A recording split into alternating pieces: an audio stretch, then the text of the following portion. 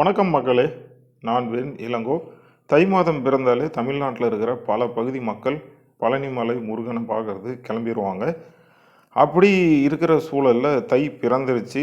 பல பகுதிகள், அதாவது தமிழ்நாட்டின் பல பகுதிகளில் இருந்து பக்தர்கள் தங்களுடைய வேண்டுதல்களை நிறைவேற்றி செல்வதற்காக பழனியை நோக்கி படையெடுக்க தொடங்கிட்டாங்க. தங்களுடைய நடைப்பயணங்களையும் நிறைய மக்கள் ஆரம்பிச்சிட்டாங்க. நம்ம இப்போ பார்த்துட்ருக்கிற இந்த பகுதி சேலமில் இருந்து சங்ககிரி போகிற வழியில் இருக்கக்கூடிய இந்த பைபாஸில் தான் பார்க்குறோம். மக்கள் வந்து நடந்து போயிட்டே இருக்கிறாங்க. நீங்கள் நடந்து போகிற காட்சிகள் பாருங்களேன், எந்த அளவுக்கு நடந்து போகிறாங்கன்னு. அவங்களுடைய ஆர்வம் உண்மையாலுமே வந்து நம்மளை மிரள வைக்குது. தை மாதத்துக்கு முன்னாடியே நிறைய மக்கள் நடந்து போவாங்க. தை மாதம் பிறந்துருச்சு அப்படின்னா அதிகப்படியான மக்கள் பழனியை நோக்கி போகிற காட்சிகள் தான் நம்ம எல்லா இடங்கள்லையும் பார்ப்போம். மக்கள் நடைப்பயணம் போகிறது உண்மையாலுமே அவங்களுடைய வேண்டுதல்களை நிறைவேற்றுவதற்காகவும் செல்கிறாங்க. அது உடலுக்கும் மனதிற்கும் கண்டிப்பாக புத்துணர்ச்சியை கொடுக்கும். அதில் எந்த விதமான மாற்று கருத்துமே நமக்கு கிடையாது. ஆனால் இதில் எல்லாத்துலேயுமே நம்ம கவனிக்க வேண்டிய விடயங்கள் முக்கியமான பாதுகாப்பான ஒரு நடைப்பயணத்தை மேற்கொள்ள நம்ம வந்து திட்டமிடுதல் வந்து கண்டிப்பாக வேணும். அதாவது நீங்கள் நடந்து போகிறது வந்து மக்கள் பயணிக்கிற பாதைகளில் நீங்கள் வந்து நடைப்பயணம் செய்கிறீங்க. அதாவது வண்டிகள் போக்குவரத்து அதிகமாக நிறைந்த சாலைகளில் பயணிக்கிறீங்க. ஒரு 20 ஆண்டு, ஒரு 30 ஆண்டுகளுக்கு முன்னாடி இவ்வளோ வண்டிகள் போக்குவரத்து கிடையாது. அன்றைய காலகட்டங்களில் நடைப்பயணம் போகிறதுங்கிறது உண்மையாலுமே ஒரு பாதுகாப்புன்னு சொல்ல முடியாது. ஒரு வண்டிகள் நிறைய இல்லாதனால நம்ம நடைப்பயணம் போனோம், அது ஒரு நல்லா தான் இருந்திருக்கும். ஆனால் தற்பொழுது இருக்க காலகட்டங்களில் வண்டிகளுடைய எண்ணிக்கை மிக அதிகமாக இருக்குது.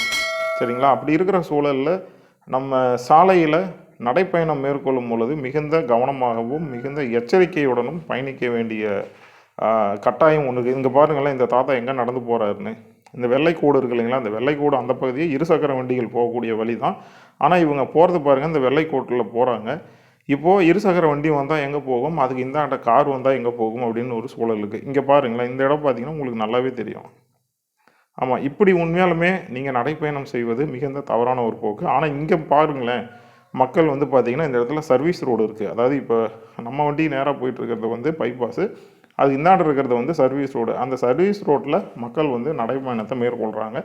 உண்மையாலுமே அது வந்து ஒரு நல்ல விடயம் தான். பாருங்கள், இங்கே போகிறாங்க இல்லைங்களா, இது தவறு. இவங்க வந்து சர்வீஸ் ரோட்டில் போயிருக்கணும், அவங்களோட சேர்ந்து போகும் பொழுது அது உண்மையாலுமே ஒரு நல்ல விடயமாக இருக்கும். ஏன்னா சர்வீஸ் ரோடுங்கிறது உள்ளூர் வண்டிங்க மெதுவாக போகக்கூடிய சூழல் தான் இருக்கும். இப்போ போகிறாங்க பார்த்தீங்களா, அந்த மாதிரி. ஆக இந்த பைபாஸில் நீங்கள் மெயின் ரோட்டில் போகும் பொழுது தொலைதூரங்களில் இருந்து வரக்கூடிய லாரிகள், மகிழுந்துகள், இருசக்கர வண்டிகள்லாம் வரும்போது பாருங்கள் தான், இதெல்லாம் ரொம்ப ரொம்ப இடைஞ்சலாக இருக்கும். இது வந்து இருசக்கர வண்டியில் வர்றவங்களுக்கும் இடைஞ்சலாக இருக்கும். அடுத்ததாக நடைப்பயணம் போகிறீங்க இல்லைங்களா, இவர்களுக்கும் இடைஞ்சலாக இருக்கும். ஆக நான் என்ன சொல்கிறேன் அப்படின்னா, இந்த மாதிரி சர்வீஸ் ரோடு இருக்குது இல்லைங்களா, அந்த பாருங்கள் இங்கெல்லாம் இருக்குது.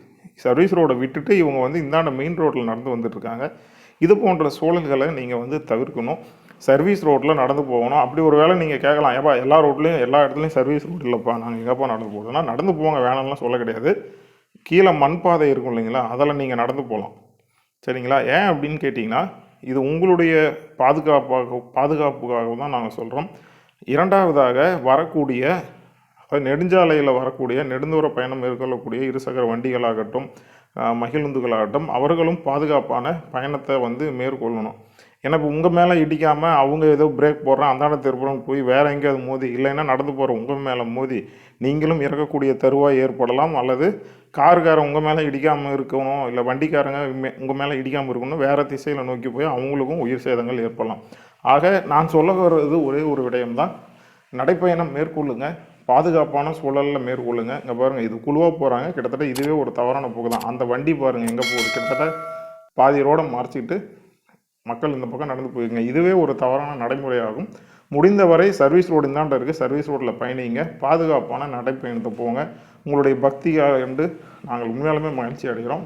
பாதுகாப்பாக கோயிலுக்கு போய் வழிபட்டுட்டு வாங்க, பாதுகாப்பான நடைப்பயணத்தை மேற்கொள்ளுங்க. அதுதான் உங்களுடைய விருப்பமும் அனைவருடைய விருப்பமாகவும் இருக்குது. இந்த பதிவு பிடிச்சிருந்தால் லைக் பண்ணுங்கள். இது போன்ற பதிவை பார்க்க மறக்காமல் நம்ம சேனலை சப்ஸ்கிரைப் பண்ணிக்கோங்க. நன்றி, வணக்கம்.